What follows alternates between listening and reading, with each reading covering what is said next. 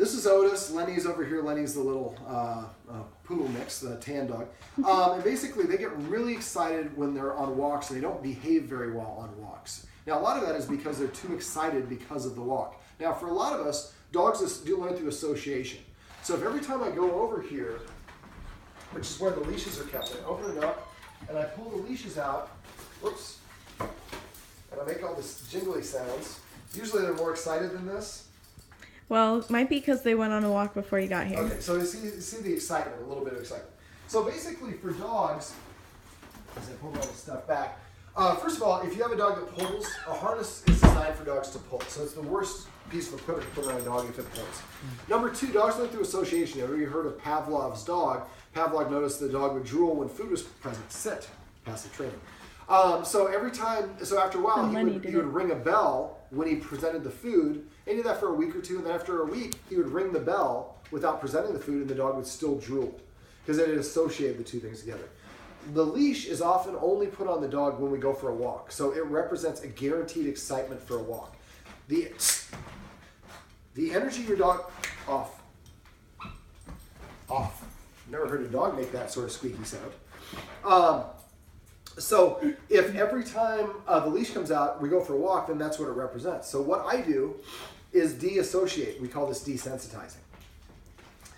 I had a guy in Los Angeles. His dog was so excited by the time he got to the door, it was literally screaming. And the dog's energy inside the house is the energy they're going to carry with them on the walk. So if you don't take care of it inside, you're not going to have a very successful walk.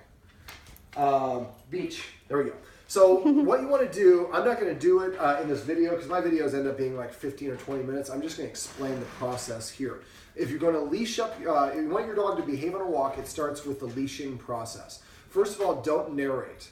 These guardians actually say, you ready to go for a walk? Who wants to go for a walk? You ready to go for a walk? And I get a lot of people that are like, you want to go for a W? And they start spelling it out. I would say walk so often that it no longer is associated with this act.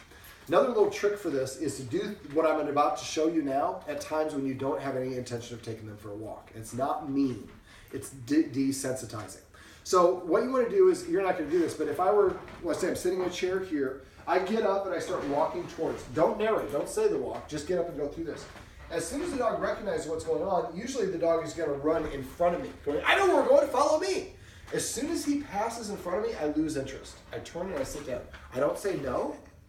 I don't disagree with him. I don't get mad.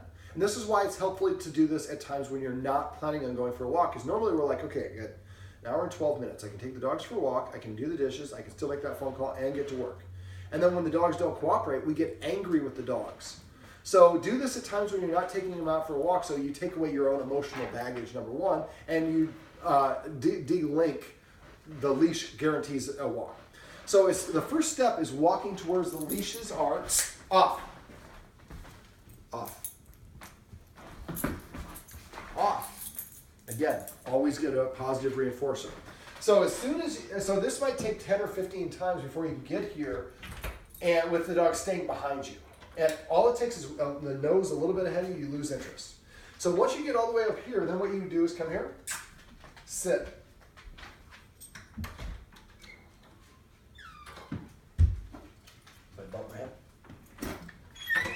Now that's not super excited, but it's a little excited. He got up out of a sit. As soon as you get up out of a sit, I lose interest in taking you for a walk. So the guy in LA, it took us about an hour of just walking toward where the leash was and stopping when the dog, and when you stop, make sure you wait for the dog to return to a completely calm and balanced state of mind. This is pretty good. If the dog is a little whining or whimpering, that's not calm and balanced. So the next step is when I actually get here, let's say that the leashes were on a hook here instead of in the closet. So just this, I tell the dog to sit first, and then I start reaching. I'm not even touching. The dog will get up. As soon as it does, I go away. Eventually, the first time it might be only this far, second time it's this far, third time it's all the way here, fourth time I can actually pick it up, and then the dog starts jiggling, I put it back. Eventually, when I do pick it up, I jiggle it and make it as noisy as possible. And then what I do is I reach down and start to detach it. If the dog gets up or shows any excitement, I stop. Now, because we have 3 dogs here, 2 of them really are the culprits, I would practice this with each dog individually. Maybe one person takes the dog for a walk or is in the backyard, and we practice this independently. So this way, the dog understands the only way we're going for a walk is if I'm completely calm and I remain seated here. So then I take the leash out, I attach it to the dog with him calm, and then I go to the door and I tell the dog to sit. Then I open the door, and then I step out the door first. So now we've achieved a much calmer state of mind, and it's going to be much easier for the dog to listen to you outside. Now, most of us, like I said earlier, we have only a limited amount of time, and we look at it as, well, I got to do it together because it'll be faster. It will. I promise you, it'll be faster to take the time and do this. It'll take 7, 10, 20, however many times it takes for the dog, but eventually the dog stays calm because now we practice this. Oh, is this another drill? Man, we keep on drilling. I remember we used to always go for a walk. But that's the whole point of this, is we're desensitizing them, number one. But number two, we're teaching them, if you want to go for a walk, this is the behavior that I expect. If you don't give me this behavior, I lose interest in walking. So practice this over and over again until you have just completely calm dogs, and then you go for a walk. And the other thing, a lot of times, off. Off. So that's even better. That way he did the work himself, and I rewarded him, again, right afterwards. Kind of mixing up different lessons here in this video, but that's okay. So eventually it gets, because you're desensitizing him, now when you go for the walk, he stays calm, and it's much easier for him to listen and pay attention, right? Sit.